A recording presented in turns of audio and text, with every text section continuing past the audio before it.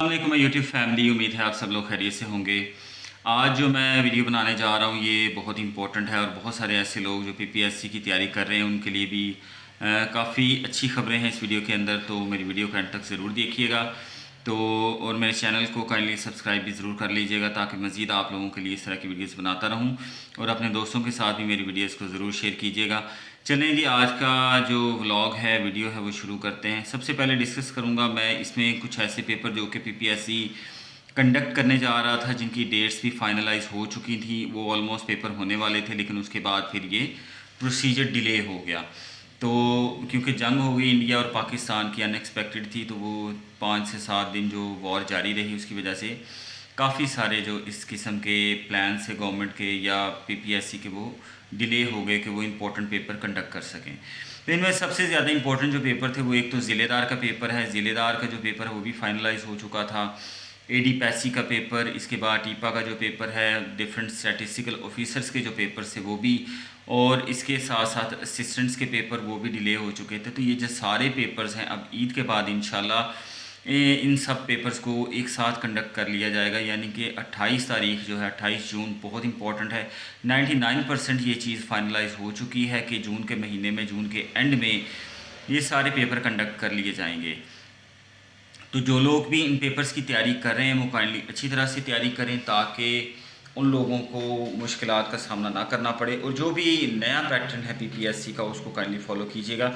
उस पैटर्न के मुताबिक पास पेपर से बहुत कम मटेरियल जो है वो पेपर के अंदर आता है। जो नए पेपर हो रहे हैं ज़्यादातर मटेरियल जो है वो आता है जो कि किसी बंदे ने अपने सिलेबस की किताबों में पढ़ा हो, या आप लोगों की सिलेबस की किताबों में हो, या डेप्थ में इन डेप्थ क्वेश्चंस पूछे जाते हैं, जैसे कि डिफरेंट इंसाइक्लोपीडिया से क्वेश्चंस पूछे जाते हैं। तो कोशिश करें कि जिस भी ऑब्जेक्टिव को आप तैयार करें उसको डिटेल में तैयार करें, डिटेल स्टडी करें, तभी आप ये पेपर क्लियर कर सकते हैं।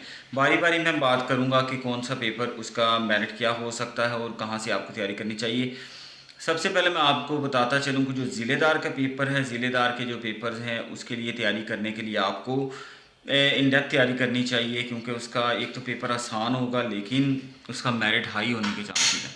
इसलिए कोशिश करें कि उसके लिए इन डेप्थ तैयारी करें। उसके लिए इंग्लिश का जो है वो आप टेंसेस तैयार करें, और इसके साथ साथ डायरेक्ट इनडायरेक्ट भी पूछे जाते हैं और ईडीएम्स भी पूछे जाते हैं। ईडीएम्स कहाँ से आप लोग तैयार करेंगे, ये मेरे जो एक्सपीरियंस के हिसाब से आप लोग जो बीए की बुक है, जो बीए के टेस्ट पेपर्स हैं जिसमें ईडीएम्स मौजूद हैं, या पंजाब यूनिवर्सिटी की तरफ से जो पास पेपर कंडक्ट किए गए हैं बीए के, उनमें जो ईडीएम्स पूछे गए हैं most of the time PPSC उन्हीं ईडीएम्स को रिपीट करता है। तो कोशिश करें कि पंजाब यूनिवर्सिटी के जो पेपर्स हैं इंग्लिश के, वो एक तो अच्छी तरह से उसका जो ऑब्जेक्टिव टाइप है ख़ास तौर पे ईडीएम का जो पोर्शन है वो उससे करें।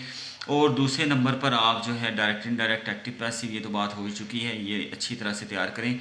और प्रपोजिशंस, पार्ट्स ऑफ स्पीच जो हैं उन पर भी आप अच्छी तरह से फोकस करें, तो इंशाल्लाह इंग्लिश का पोर्शन अच्छा हो जाएगा। और दूसरे नंबर पर जो जनरल नॉलेज है उसमें इस्लामिया की प्रेप करने के लिए जो 25 प्रॉफिट्स हैं, 25 प्रॉफिट्स हैं जिनका कुरान मजीद में ज़िक्र आ चुका है, उनकी ज़िंदगियों को डिटेल से पढ़ें। कुरान मजीद में क्या अहकामात हैं, कौन कौन सी किताबें इम्पोर्टेंट हैं इस्लामियात के हवाले से, कौन कौन सी जो हैं वो खुलफा राशिदीन के जो अदवार हैं उनमें कौन कौन सी जंगें लड़ी गई, इन सब को डिटेल से तैयार करें। इसके बाद उमैयद जो दौर खिलाफत है, और उसके बाद अब्बासी दौर खिलाफत है, सल्तनत उस्मानिया का फॉल है, यहाँ तक आपको अच्छी तरह से तैयारी होनी चाहिए। और उसके बाद फिर अगर बात की जाए पाकिस्तान अफेयर की, तो पाकिस्तान अफेयर या मुतालिया पाकिस्तान या करंट अफेयर, इसकी तैयारी के लिए भी आप प्री इंडिपेंडेंस और पोस्ट इंडिपेंडेंस की तमाम डेट्स आपको अच्छी तरह से आनी चाहिए। तमाम जो फिगर्स हैं, पर्सनैलिटीज़ हैं, उनके बारे में आपको डिटेल से पता होना चाहिए। उसी सूरत में हो सकता है जबकि आप इन डेप्थ तैयारी करेंगे इन तमाम सब्जेक्ट्स की। अच्छा, इसके बाद अगर बात की जाए कि इसका मेरिट क्या बनेगा ज़िलेदार का, तो पिछले दिनों जो भी पेपर कंडक्ट किए गए जिनमें 14 ग्रेड, 16 ग्रेड या 17 ग्रेड थे, उनका मेरिट सिवाय चंद एक जो पोस्ट थी, जो पैरा की पोस्ट थी, उनका मेरिट कम बना है। बाकी सब पोस्ट का मेरिट जो है वो 70+ ही था। तो कोशिश करें अटैम्प्ट भी ज़्यादा क्वेश्चन करें। इसी सूरत में मुमकिन है जब आपकी तैयारी अच्छी होगी। बात फिर आपकी तैयारी पर ही आकर रुक जाती है कि अगर आप अच्छी तैयारी कर रहे हैं, आप अगर किसी एकेडमी के साथ अटैच्ड हैं, आपके पास नोट्स अच्छे हैं, आपके पास जो मटेरियल है वो अच्छा है। और दूसरे नंबर पर एक और चीज़ मैं यहाँ पे इससे पहले कि मुझसे स्किप हो जाए, मैं आपके साथ डिस्कस कर लूँ कि जोग्राफ़ी के ऊपर बहुत ज़्यादा ध्यान दीजिए। आपको मैप रीडिंग आनी चाहिए, इसके बगैर गुजारा नहीं है। पीपीएससी के अंदर जोग्राफ़ी बहुत ज़रूरी है, यानी कि नहरी निज़ाम, दरिया, समंदर, पहाड़, दुनिया भर में पाए जाने वाले इम्पोर्टेंट मकामात, वंडर्स ऑफ द वर्ल्ड, और हर मुल्क के अंदर जो इम्पोर्टेंट पर्सनैलिटीज़ हैं ये भी आपको आनी चाहिए। इसके साथ साथ ही अखबार का कोशिश किया करें कि डेली अखबार ज़रूर पढ़ें, ताकि करंट अफेयर्स का अगर 1, 2, 3 जो भी क्वेश्चन आएँ तो वो उनमें कम से कम आपके गलती के इम्कानात हों। इस तरह से। और मेरिट की अगर बात करें तो मेरे हिसाब से इसका मेरिट 72 होगा, 72 प्लस भी हो सकता है। मेरिट पर आने के लिए जो चीज़ आप लोग अपने माइंड में रखें वो ज़रूरी है कि कम से कम मिस्टेक्स हों, और दूसरे नंबर पर आप जो 0.25 की नेगेटिव मार्किंग है उसको भी बहुत अच्छी तरह से अपने माइंड में रखें।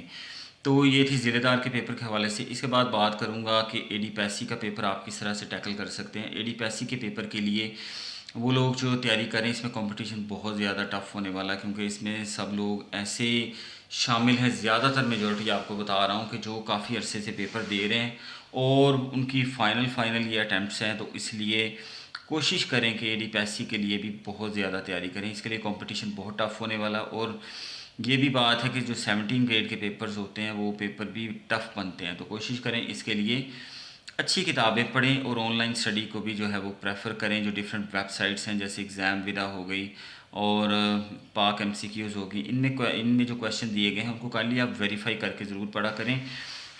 अगर आप कोई ऑब्जेक्टिव नया एमसीक्यू तैयार कर रहे हैं तो उसके लिए ज़रूरी है कि आप उसको पहले गूगल से सर्च करें, उसके बारे में अच्छा खासा मटीरियल पढ़ें, ताकि आप कोई भी गलत एमसीक्यू जो है वो तैयार ना कर लें, और वो ना हो कि पेपर में आप बहुत श्योर हों कि अच्छा आपके इतने मार्क्स आएंगे, लेकिन हकीकत में आपके इतने नंबर ना हों। तो इसकी यही वजह होती है कि आप लोग तैयारी तो सही कर रहे होते हैं, लेकिन सिर्फ आपने एमसीक्यूज़ वेरीफाई नहीं किए होते। तो कोशिश करें जो भी बुक आप पढ़ें, चाहे एडवांस की, कारवान की, या ऑनलाइन स्टडी करें, तो एमसीक्यूज़ को वेरीफाई ज़रूर करें। और मुख्तलिफ जो असिस्टेंट्स के पेपर हैं, अब मेरिट जो है वो 70 या 70 प्लस तक ही जाता है। तो इसके लिए आपको अब मेहनत करनी पड़ेगी 70 और 70 प्लस मार्क्स लेने के लिए, अगर आप अपनी जॉब सिक्योर करना चाहते हैं। तो ये थी जॉब्स के हवाले से जो भी इन्फॉर्मेशन थी मेरे पास, वो मैंने आपके साथ शेयर की।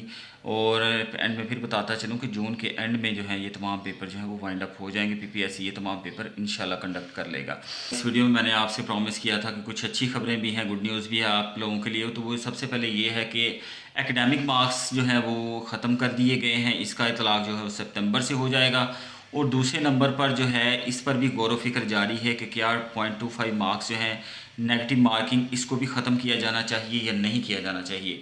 तो ये सजेशन भी जो है वो ज़ेरे गौर है। ईद के बाद जब चेयरमैन साहब वापस आएंगे तो लेट्स सी कि इस पर भी मज़ीद बातचीत होती है या नहीं होती।